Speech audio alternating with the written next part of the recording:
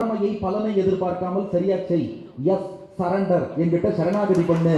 Identity, performance, surrender, IPS. இதான் பகவத்கீதை.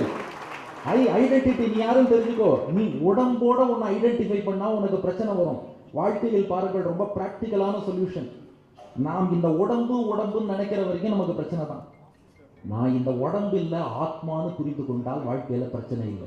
உன்னை அறிந்தால் நீ உன்னை அறிந்தால் உலகத்தில் போராடலாம். உயர்ந்தாலும் தாழ்ந்தாலும் தலை வணங்காமல் நீ வாழலாம். நீ யாருங்கிறத தெரிஞ்சுக்கோ. ஐடென்டிட்டி. P performance. எப்பெல்லாம் இந்த மனப்போராட்டம் வருகிறதோ, மனப்போராட்டம் வரும்போதெல்லாம் அதுக்கு இடம் கொடுக்க கூடாது. ப்ரிஃபரன்ஸ், ப்ரிஜுடிஸ், விருப்பு எல்லாத்தையும் ஒதுக்கி தள்ளிடணும். இந்த இடத்துல என் கடமை என்ன, இறைவன் எனக்கு விதித்த கடமை என்ன, பலன்களை பற்று வைக்காத. கிருஷ்ணன் சொல்றான், எந்த வேலையை செய்யும் போதும் நடுவில் இன்ப துன்பங்கள் வரும், லாப நஷ்டம் வரும், வெற்றி தோல்வி வரும், பொருட்படுத்தாத.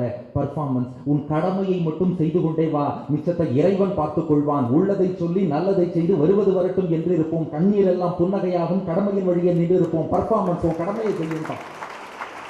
மூணாவது சரண்டர்.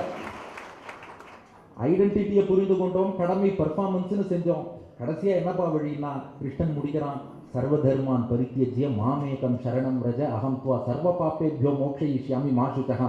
இறைவன் நான் ஒருத்தன் இருக்கேன், ஏன்டா கவலைப்படுற, எல்லா பாரத்தையும் என் திருவடியில போட்டு என்கிட்ட சரணாகதி பண்ணு, நான் உன்னை காக்கிறேன் என்று சொன்னான். இப்படி IPSன்னு 3 பாயிண்ட் ஃபார்முலாவை நம்ம ஒத்தத்தருடைய மனத்திலும் நடக்கக்கூடிய மன போராட்டத்துக்கு யார் ஒருத்தன் பதில் சொன்னானோ உலகத்துக்கே வழிகாட்டியதால் கிருஷ்ணம் வந்தே ஜெகத்குரு. உலகத்துக்கே அவன் தான் குரு.